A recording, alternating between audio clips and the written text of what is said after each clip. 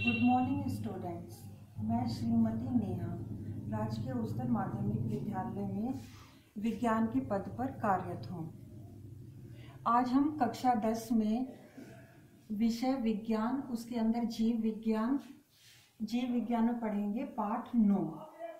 इससे पहले हमने 8 तक कर चुके हैं हम आनुवंशिकता एवं जैव विकास। हमारे पाठ का नाम है आनुवंशिकता एवं जैव विकास। तो आनुवंशिकता के जन्मदाता कौन थे? Gregor John Mendel. ये है वैज्ञानिक का नाम, ठीक है, जिन्होंने आनुवंशिकता के ऊपर बहुत रिसर्च करी थी, कई सालों तक रिसर्च करी थी। और इन्होंने कौन सा पौधा लिया था? मटर का पौधा। तो पहले हम ये समझ लेते हैं कि आनुवंशिकता किसे कहते हैं। जनक जीवों से संतति में लक्षणों के संचरण को आनुवंशिकता या फिर इंग्लिश में हेरिडिटी कहते हैं। पहले आप ये परिभाषा लिख लीजिए। लिख ली होगी आपने। जनक कहते हैं माता पिता। माता पिता अगर हम जीव देखें, जीव में कोई भी हो सकता है, मनुष्य है, खरगोश है, बंदर है, पेड़ पौधे हैं, कुछ भी ले सकते हैं हम, क्योंकि जिसमें जान है, चाहे वो पौधा है, चाहे वो मनुष्य है या फिर जानवर है, तो वो सब आएंगे जीवों के अंदर। जनक एक पीढ़ी से दूसरी पीढ़ी में जो लक्षणों का जो संचरण होता है, मतलब कि जाना, एक पीढ़ी से दूसरी पीढ़ी में कोई भी लक्षण ले लेते हैं। जैसे कि लक्षण है लंबाई का है, मोटाई का है, ये मैं पौधे के उसमें बात कर रही हूँ। और लक्षण अगर हम डिटेल में पढ़ेंगे, अपनी बड़ी कक्षा में आप पढ़ेंगे, जो मनुष्य में काफी डिटेल में लिया हुआ है। तो संचरण को आनुवंशिकता कहते हैं। तो ये है हमारा आनुवंशिकता। अब आनुवंशिकता को समझने के लिए हमें ये भी पता होना चाहिए कि आनुवंशिक लक्षण किसे कहते हैं। जनक जीवों से संतति में संचारित होने वाले लक्षणों को आनुवंशिक लक्षण कहते हैं। जो भी लक्षण एक पीढ़ी से दूसरी पीढ़ी में जाएंगे तो उन्हें हम वो लक्षण क्या कहलाएंगे? आनुवंशिक लक्षण। अगर कोई लक्षण जो है एक पीढ़ी से दूसरी पीढ़ी में नहीं जाएंगे तो वो आनुवंशिक लक्षण नहीं कहलाएंगे।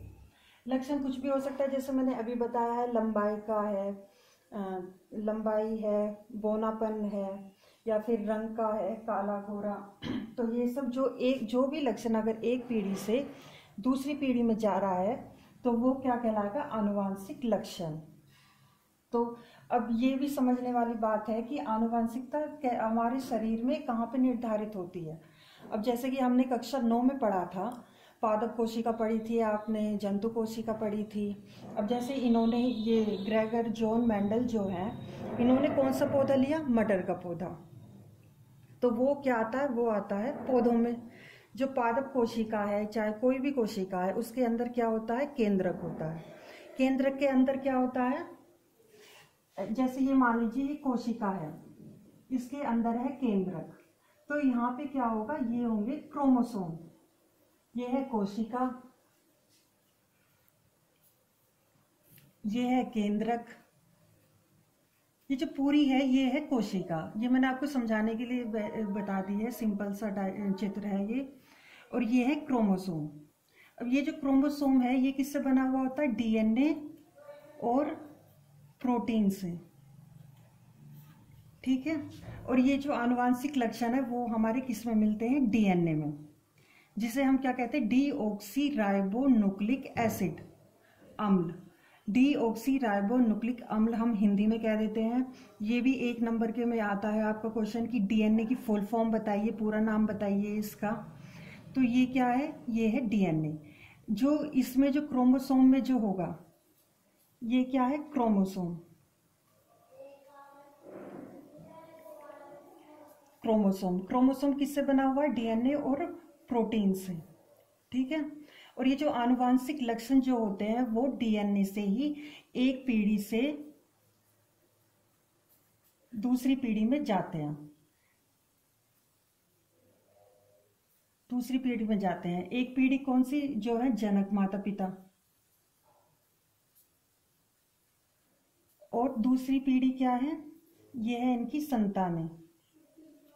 तो जो लक्षण इस पीढ़ी से इस पीढ़ी में जाएंगे, ठीक है, जो ट्रांसफर हो जाएंगे इस पीढ़ी से उस पीढ़ी में चले जाएंगे तो उसे ही हम आनुवांशिक लक्षण कहेंगे। ठीक है, ये तो हो गया हमारे आनुवांशिक लक्षण। तो आप इतना लिख लीजिए आनुवांशिकता। मुझे लग रहा है कि मैंने स्पीड भी थोड़ा कम रखी है जिससे कि आपको समझ में आ जाए। तो ये लिख लीजिए आप तीनों। और ये जो आनुवांशिकता के जन्मदाता है नाम, मतलब ये जो है ये भी 1 नंबर में पूछा जाता है। डीएनए की फुल फॉर्म क्या है ये भी 1 नंबर में पूछी जाती है। ये तो मैंने आपके समझाने के लिए बना दिया। अगर आप इसे अपनी कॉपी में नोट करना चाहें तो नोट कर सकते हैं। ये काम आप अपना नोटबुक में साथ के साथ लिखते जाइए और समझते भी रहिए। तो मैं स्पीड कम रख रही हूँ जिससे कि आप ये मुख्य मुख्य पॉइंट्स जो हैं अपनी कॉपी में लिख सकें।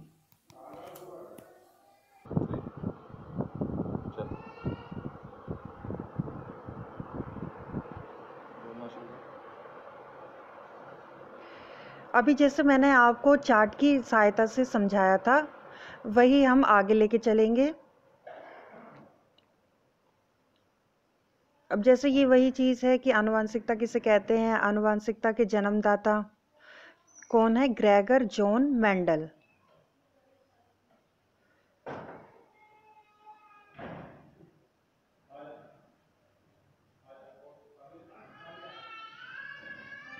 तो हमने आनुवांशिक लक्षण पढ़ चुके हैं हम, और क्या पढ़ चुके हैं? आनुवांशिकता के जन्मदाता कौन थे, आनुवांशिकता क्या है। अब हम आगे पढ़ेंगे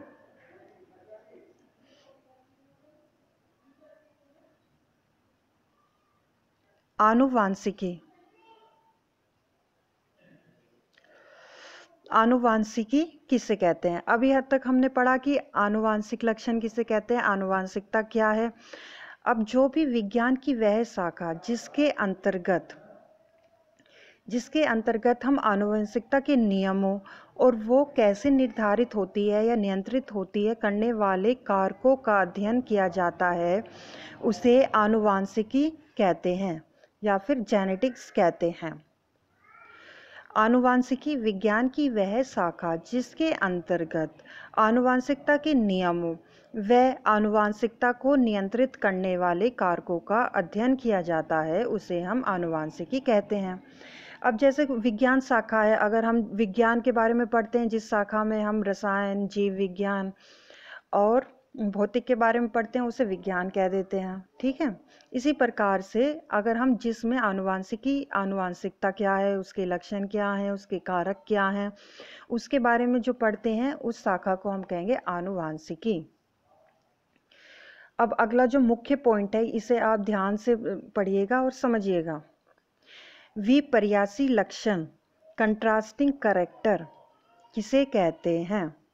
ऐसे लक्षण जिनमें भौतिक रूप से आसानी से भेद किया जा सके उन्हें विपर्यासी लक्षण कहते हैं।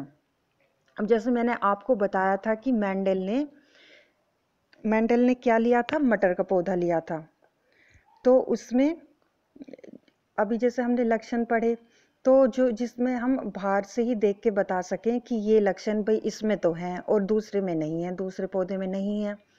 तो जैसे कि मटर का लंबा व बोना पौधा, अगर हम मटर के पौधे की बात करें तो वो एक लंबा है और एक बोना है, तो ये दोनों क्या हो गए? एक दूसरे के विपर्यासी हो गए, जिनमें हम भौतिक रूप से बाहर से ही देखकर हम विभेद कर सकें। ठीक है, ये लिख लीजिए आप, लिख लिया होगा आपने। अब आगे चलते हैं।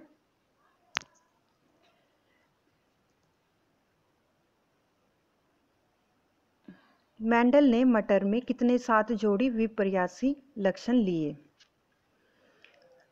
ठीक है, कितने लिए? 7 जोड़ी,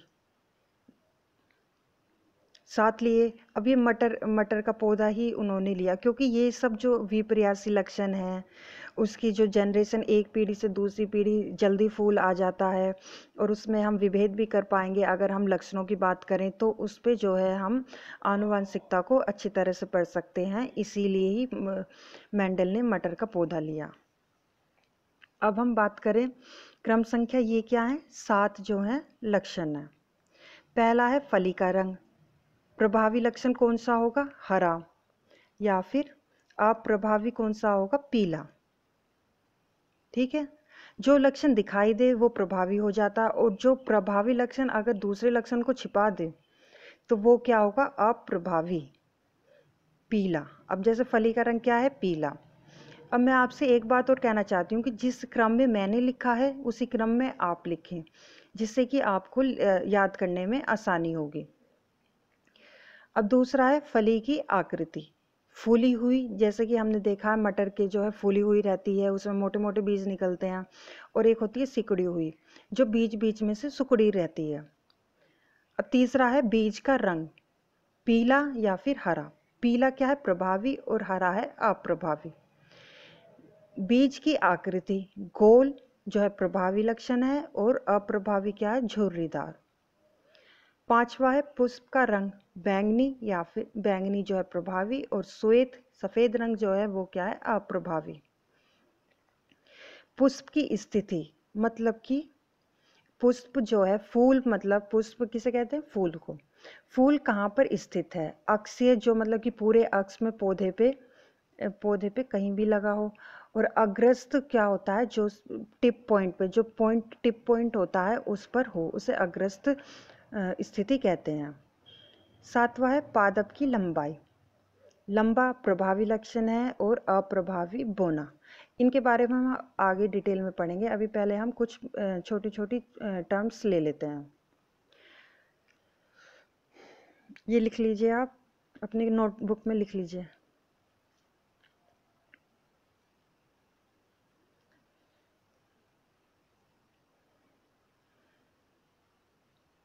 संकरण, जब दो विपर्यासी लक्षणों वाले पौधों को क्रॉस कराया जाता है तो उससे प्राप्त संतति पौधों को संकर कहते हैं, तथा इस क्रिया को संकरण कहते हैं।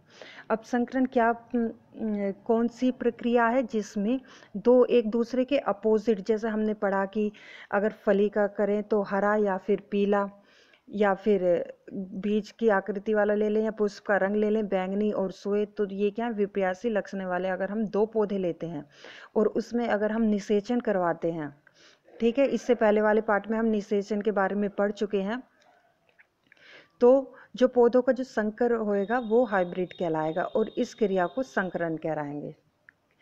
संकरण कहलाता है ये, या फिर उसे कहते हैं संकरण। ये संकरण की परिभाषा है, ये लिख लीजिए, आप लिख लिया होगा आपने। अब आगे चलते हैं। कारक, जीवों में सभी लक्षण इकाइयों के रूप में होते हैं, ठीक है, इकाई होती है जिन्हें कारक कहते हैं, और उन इकाई को क्या कहते हैं, कारक कहते हैं। प्रत्येक इकाई लक्षण कारकों के एक युग्म से नियंत्रित होता है, ठीक है। जो भी कारक होंगे वो जोड़े में होंगे, इनमें से एक जो होगा माता का होगा, तथा दूसरा पैतृक पिता से होता है, ठीक है। दूसरा कारक क्या होगा, पिता का होगा।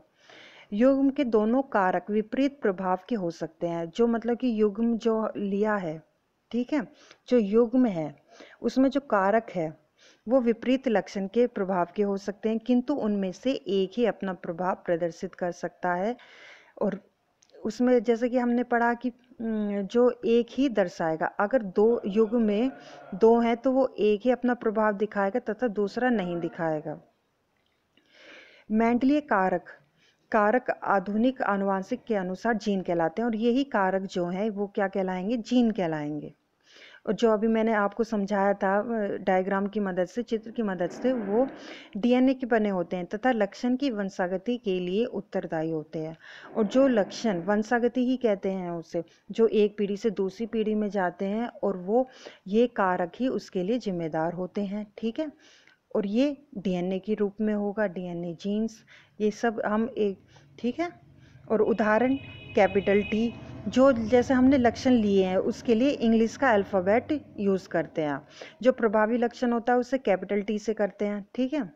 अब ये क्या है, इसमें दोनों प्रभावी लक्षण है, इसमें एक प्रभावी और एक अप्रभावी है। ये है लंबाई के लिए, टी जो होता है ये होता है लंबाई के लिए, कैपिटल टी जो है वो है लंबाई के लिए, और छोटा टी है बोनेपन के लिए, और इसमें दो छोटे टी हैं, ठीक है।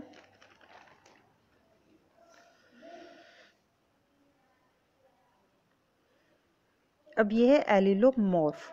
एक गुण को प्रकट करने वाले जीन के दो विपर्यासी स्वरूपों को एलिलोमॉर्फ कहते हैं। ये एलिलोमॉर्फ की परिभाषा, अब जैसे कि हमने युग्म पढ़ा कि कारक के युग्म होते हैं, उदाहरण पढ़े कि कैपिटल टी स्मॉल टी, तो ये जो जैसे ये युग्म है ये ही एलिलोमॉर्फ है एक लक्षण का। ठीक है, इसे लिख लीजिए आप। अब अगला टॉपिक है सम युग्मजी, होमोजाइगस कहते हैं इसे।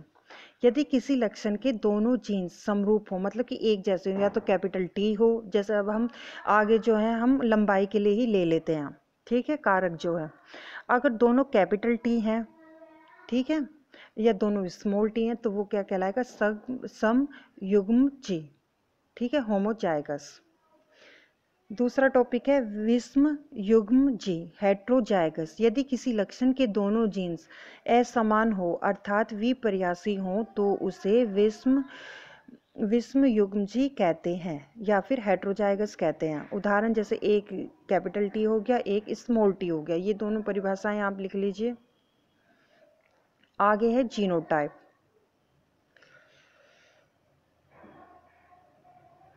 आकारिक लक्षण में जीव चाहे जैसा हो, मतलब कि अगर बाहर से वो कैसा भी दिखाई दे रहा हो, उसमें पाई जाने वाली जीनी संरचना को जीनोटाइप कहते हैं। जो मतलब कि जीन की संरचना, ये जैसे हमने ये लिख दिया कैपिटल टी स्मॉल टी, ये क्या है, जीन संरचना है किसी भी जीव के लक्षणों की। ठीक है, फिनोटाइप, जो हमें बाहर से लक्षण दिखते हैं उसे हम फिनोटाइप कहते हैं। किसी लक्षण का बाहरी स्वरूप जो हमें दिखाई देता है उसे फिनोटाइप कहते हैं। उदाहरण है लंबा या बौना, ये बाहरी रूप से दिखाई देते हैं, ये है जीनोटाइप, ये है फिनोटाइप। लिख लीजिए ये आप। मैं उम्मीद करती हूँ कि आपको समझ में आ रहा होगा।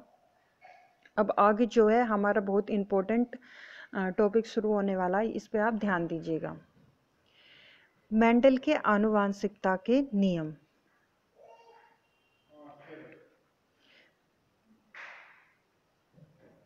पहला है प्रभाविता का नियम तथा एकल लक्षण, ये है मेंडल का नियम।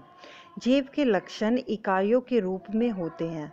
प्रत्येक इकाई दो कारकों से नियंत्रित होती है। अभी जो हमने कारक पढ़ा है, इसलिए हमने छोटी छोटी टर्म्स ली थी कि जिससे कि आपको कारक क्या होता है, लक्षण क्या होता है, आनुवांशिक लक्षण क्या है, ये समझ में आ सके। प्रत्येक इकाई दो कारकों से नियंत्रित होती है। अगर ये कारक एक दूसरे के विपरीत प्रभाव के होते हैं तो इनमें से एक प्रभावी तथा दूसरा अप्रभावी होता है, अर्थात इस पीढ़ी में लक्षणों का प्रभाव प्रभावी कारक होता है। अब जैसे कि हमने लक्षण ले लिया, अगर जीव में हमने, अगर मान लीजिए पंटर के पौधे में हमने संकरण करवाया, ठीक है, तो उसमें क्या होगा, लक्षण जो लिए हैं, प्रत्येक इकाई जो है दो कारकों से होती है, उसमें एक तो प्रभावी होगा और दूसरा अप्रभावी, अर्थात इस पीढ़ी में लक्षणों का प्रभाव जो है प्रभावी कारक होता है। जो मतलब कि लक्षण पीढ़ी में दिखाई देगा वो प्रभावी वाला होगा। अब हम उदाहरण लेके समझ सकते हैं जिससे कि आपको अच्छी तरह समझ में आ जाए।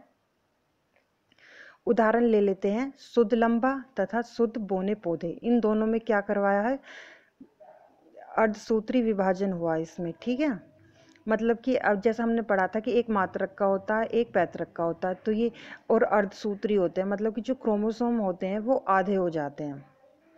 ठीक है, और ये क्या है, युग्मक है, ये स्मॉल टी, ये वाला स्मॉल टी, ये कैपिटल टी और ये कैपिटल टी। ठीक है, अब इनमें जो है क्या, ये जो हमने ये दिखाया, ये क्या है, निषेचन हो रहा है इसमें।